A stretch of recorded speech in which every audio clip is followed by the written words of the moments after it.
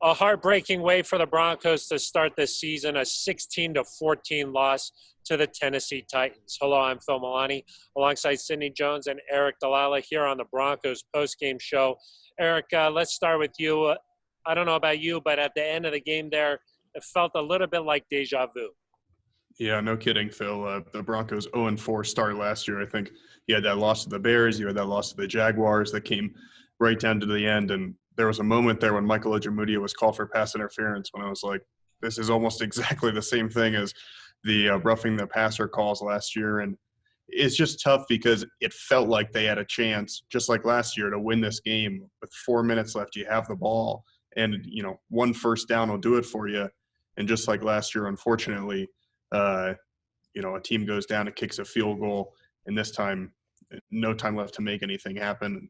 Drew Lock did say it's a little worse when you're on the field as opposed to just watching it from the sideline.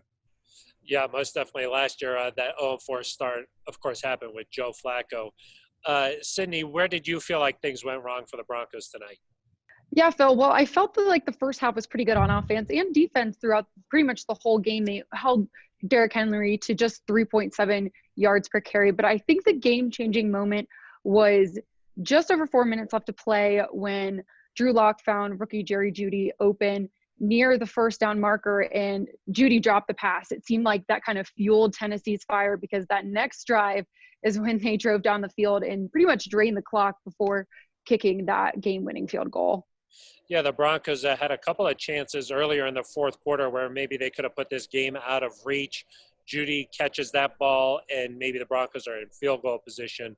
Eric, you mentioned it a little bit earlier, though. The Broncos, when they got the ball back, no time left, just 17 seconds to go. What did you think about the way that Fangio used his timeouts there at the end of the game? Yeah, it's tough because I do think in some regards you want to take a chance and see what happens. And will Stephen Gostkowski miss a fifth kick? You could parse a little bit. Should you have used a timeout on the previous play? Because Vic pointed to Derrick Henry going out of bounds and then them throwing an incompletion. But it was almost before that when you would have needed to use the timeouts. But like Sidney mentioned, I go back to if Jerry Jeudy catches that pass or Drew Lock connects with Deshaun Hamilton in the end zone, or on the drive before that, if you're able to sustain a few first downs, that would have done the trick too. And it's not about timeout management or one Jerry Jeudy drop. It's a Melvin Gordon fumble. It's having the ball at 4th and 1 on the 1 yard line and not being able to score a touchdown. It's having Noah Fant have 5 catches for 80 yards in the first half and then not finding him in the second half. There were just too many things that added up, and you can't count on a kicker, Phil, to miss 5 kicks. They got lucky enough as it was with the 4. Yeah, the Broncos certainly had their chances in this game. Can't just blame it on one moment, but certainly the full 60 minutes, they wish they could have had several moments back.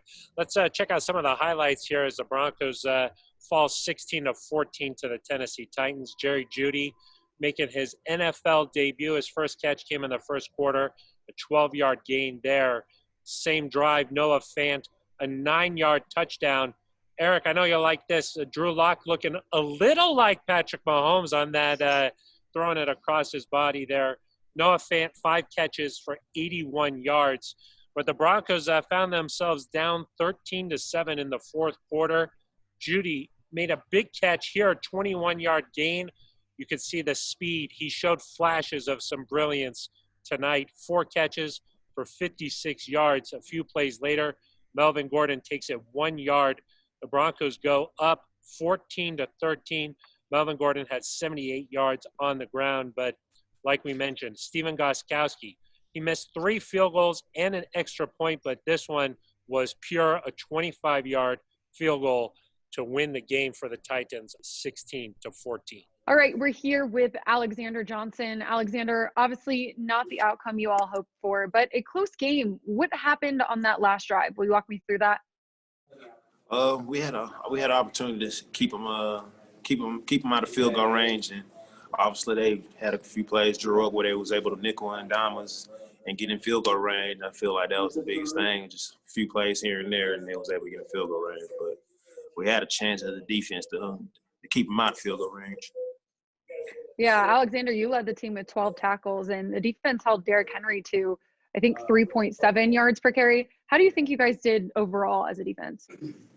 I feel like we played pretty solid as a unit, but, we always can go back and nitpick on a few plays where we could have cleaned up and get better at. And so I feel like that's the biggest thing, just going back and cleaning up the few plays that we did bad so we can almost have a close to a perfect game. Obviously, it's hard to get a perfect game, but just try to chip away and get better at the little things. Yeah. What little things did you see? What positives did you see this week that you want to build on heading into next week? I feel like we was communicating pretty well.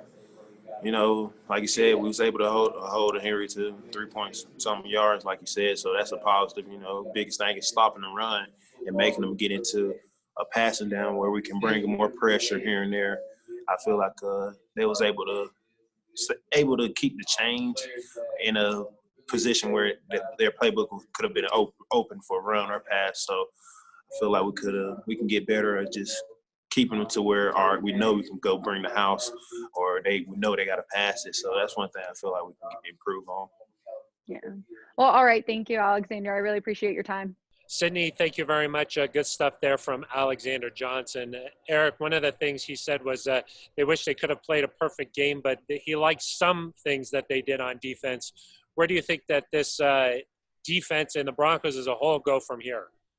Yeah, well, speaking defensively, I think you did play pretty well. You held Derrick Henry in check, like Sydney mentioned earlier, but, you need to get those turnovers. Michael Ojemudia almost had one. Of course, Alexander Johnson, when meeting the larger press, took responsibility for the penalty that wiped that off the board.